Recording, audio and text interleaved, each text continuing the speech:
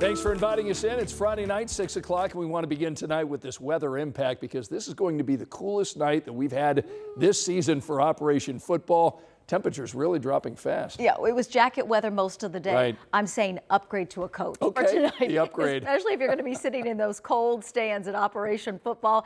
Sectional action kicks off tonight. We're in the 50s now, sunset at 6:53, and we'll be in the 40s come the second half of those football games. So upgrade to that heavier coat if you're going to be out and about this evening. We do have a few clouds overhead. We can see those from our camera in Noblesville where it's 57.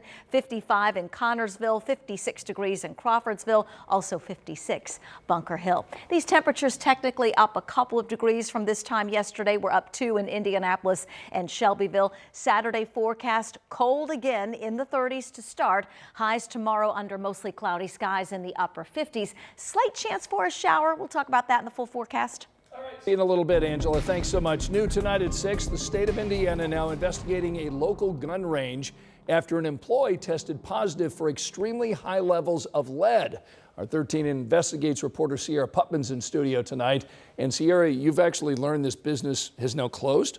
We watched this morning as a sign was put on the door, and I received a message from the company's Facebook page saying it was closed permanently. 13 Investigates started looking into this issue after a former employee told me he had lead poisoning, and he worried about the health risk for other workers, customers, and their families.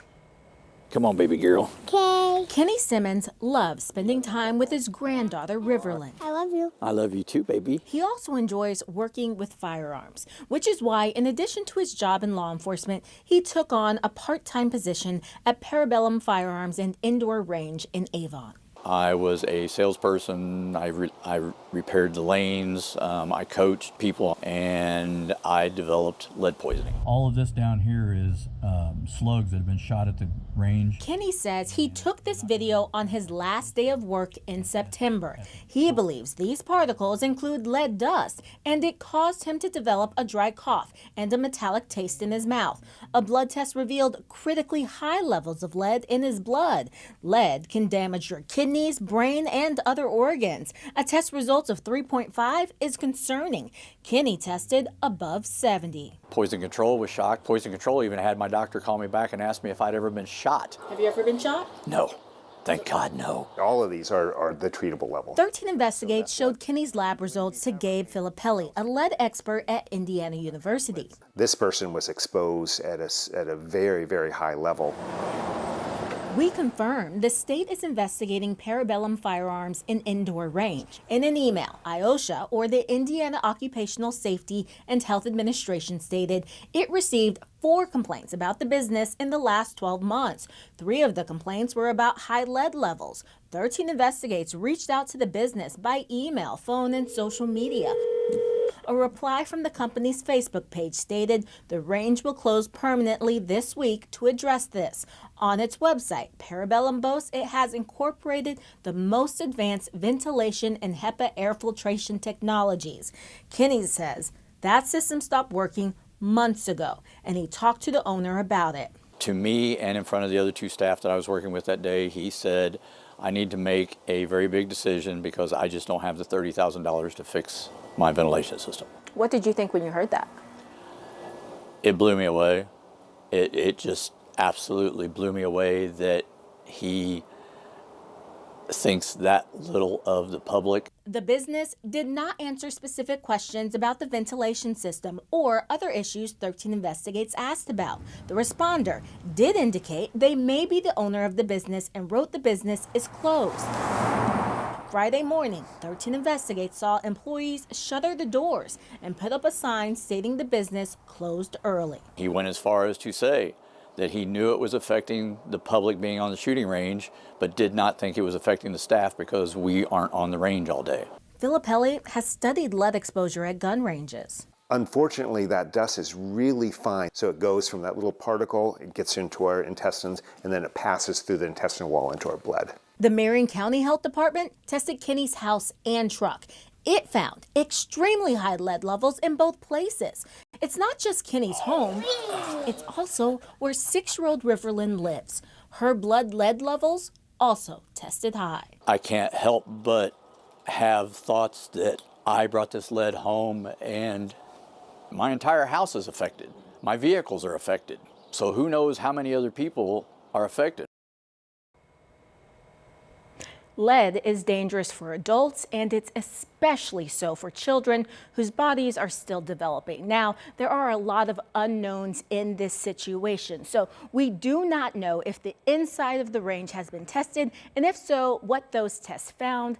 Again, I received a Facebook message from the business that said this closure is permanent. So, Sierra, what should people do if they've been to this gun range or that they fear that they may have been exposed to lead? Well, the medical experts we spoke to said you want to talk to your doctor, right, and then ask them if you need to get tested. Some county health departments actually offer free tests. Okay, good advice. Sierra Putman with 13 Investigates. Thanks so much.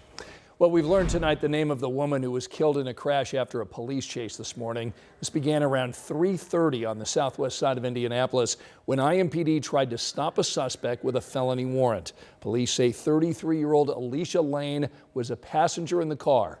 Investigators tell us the suspect took off and eventually hit a semi near Raymond and Harding. The suspect was critically injured.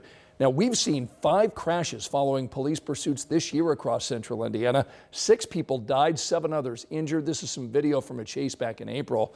The National Highway Traffic Safety Administration says Indiana ranks 10th in the nation for deaths resulting from police chases.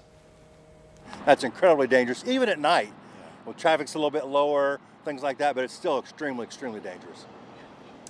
IMPD policy requires officers to consider the risk to everyone before initiating a chase, the severity of the offense, active warrants, passengers in the car, weather, and road and traffic conditions. This afternoon, a Hancock County jury found a Knightstown man guilty in a hit-and-run crash with a boy on a bicycle. Aaron McGee was taken into custody after that conviction for leaving the scene of an accident resulting in catastrophic injury. Back in June of 2023, McGee did not stop and drove home after his car hit 13-year-old Jasper Young on State Road 109 in Wilkinson. Jasper suffered a traumatic brain injury with a stroke and several fractures.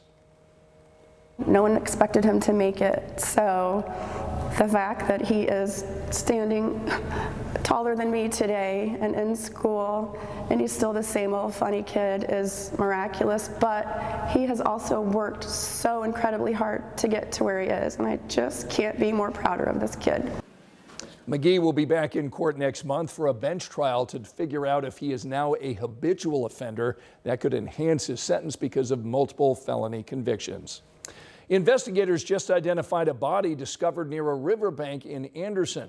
Police say someone reported the body around 11 o'clock yesterday morning, saying officers discovered 42-year-old Carrie Bell along the White River near 6th and Main. The coroner's office is now working to determine how she died. If you have any information about this case, please call police in Anderson. You can also call Crime Stoppers. We've got all that information right now over on WTHR.com. Well, 13 News is expanding. Starting Monday, you can watch our new 6:30 p.m. newscast on our streaming app, WTHR+. We'll have the latest local news and the big national headlines for you. Angela and I hope you'll join us for 13 News at 6:30 on WTHR+, again starting Monday.